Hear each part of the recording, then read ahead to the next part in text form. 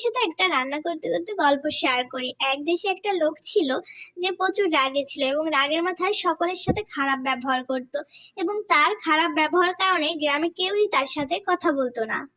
তার সাথে কেউ কথা বলে না দেখে সে গ্রামের মাতুব্বরের কাছে গিয়ে বিচার দিল এবং বলল, আমার কোনো দোষই নেই, ওরা কেউ আমার সাথে কথা বলে না, কেউ আমার সাথে খেলতে চায় না কিসের জন্য, কেউ আমার সাথে কাজে যায় না কিসের জন্য, আমি সকলের সাথে কথা বলতে চাই।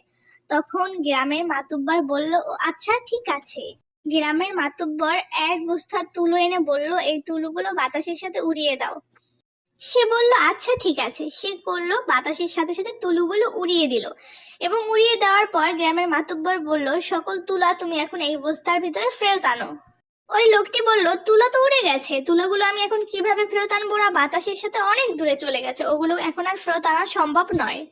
তখন গ্রামের মাতুব্বর বলল, তুমি যেমন মানুষকে কথা বলো, সে কথাগুলো ঠিক এইভাবে মানুষকে আঘাত করে, কিন্তু তুমি ভাবো ওগুলো তো অনেক দূর চলে গেছে বা ওটা তো কিচ্ছুই না, তবে তাদের কাছে ওই কথাগুলো মনে রয়ে যায়, যেটা তুমি কখনোই তাদের কাছ থেকে ফেরত আনতে পারবে না।